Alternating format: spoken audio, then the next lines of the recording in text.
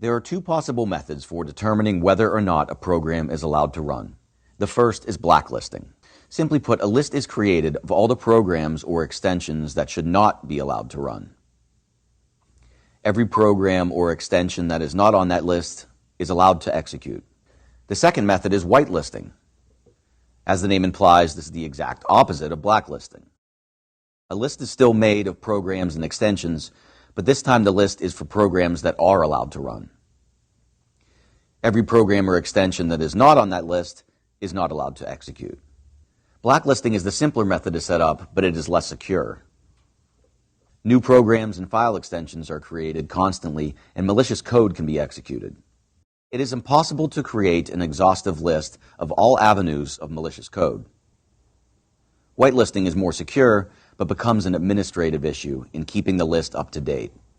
This demo will walk you through software restriction policies and is geared towards individual users on Windows Professional. However, the same approaches can be used both at the enterprise level and on other operating systems. Let's begin by clicking the Windows icon in the lower left corner of your screen. Place your cursor in the Search Programs and Files box. Next, search for the Security Policy Editor by typing seccpol.msc and pressing the Enter key on your keyboard. As you can see, the local Security Policy Editor is now open. To view our application list, we will start by clicking on the Software Restriction Policies category. If there are any existing software policies, they will be displayed on the right-hand side. Next, right-click on the Software Restrictions Policy category.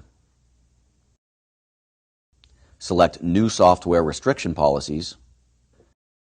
The first thing we need to do is configure the Enforcement section. Select Enforcement from the right-hand Object pane. Now double-click on Enforcement. The Enforcement Properties window is now open. For the purposes of this demonstration, do not change any settings. These settings allow strong policies to be created. By excluding DLLs from the policy, issues with multiple software applications sharing a DLL are avoided. We can now click the OK button. We are now in the main Software Restriction Policies window. To create a whitelist, we must first create the list of software. We do this in the Designated File Types window. Double-click Designated File Types. It is strongly recommended to review the entire list prior to enforcing a whitelist security policy. For the purposes of this demonstration, we will remove the MSI extension from the list. The MSI extension is for Windows Installer Package File Type. By removing this extension, we block installation of programs. Note that this will not block all software installations, only those that are installed with a Windows package. To remove an extension, scroll through the list to find the desired extension. The extensions are in alphabetical order. Select MSI and then press the Remove button.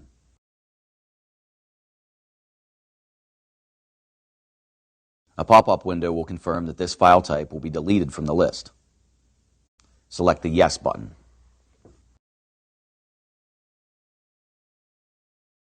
To add extensions, type the name of the extension into the provided box and select the Add button. Here we will add several file types that are frequently used in administrative work. As a caution, these extensions are also known to carry malicious code. The first is Powershell Scripts. The extension is PS1. Type PS1 into the box next to File Extension. Once the extension has been entered into the field, click Add. The second file type we will add is Visual Basic Scripts. The extension is VBS.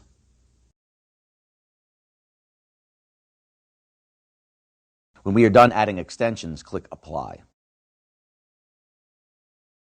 Then click the OK button to save the changes to our list.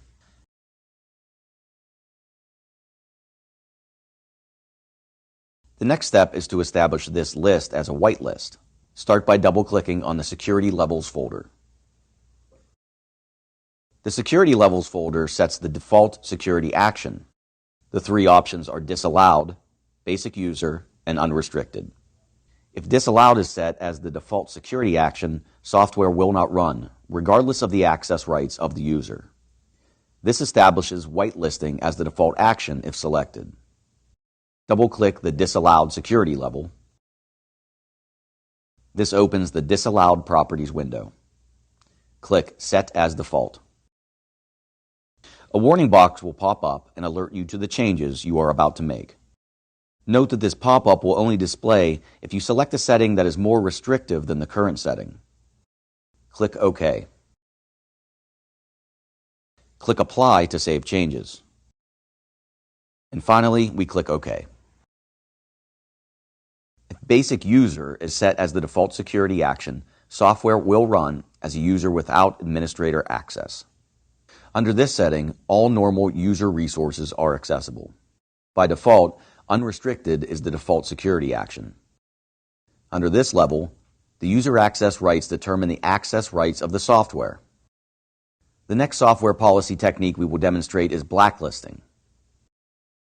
To create a list of disallowed programs, we must use the Local Group Policy Editor. To access this, click the Windows button and select Search. Type gpedit.msc and press the Enter key on the keyboard. As you can see, the Local Group Policy Editor opens. Under User Configuration, select Administrate Templates and then double-click System.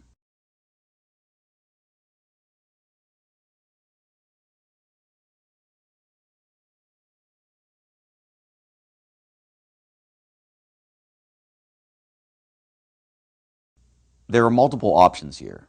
The one we will use for this demonstration is Don't Run Specified Windows Applications. Also note the option for Run Only Specified Windows Applications, which is another method for creating a whitelist.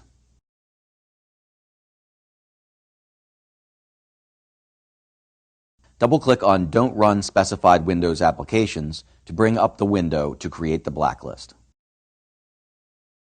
First, enable the setting by selecting the Enabled Radio button. It is recommended to review the help text for more information regarding this setting.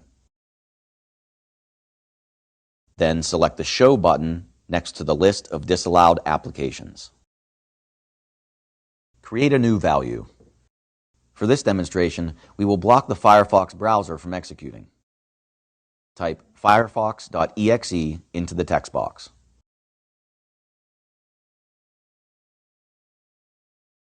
Press the OK button to close the window.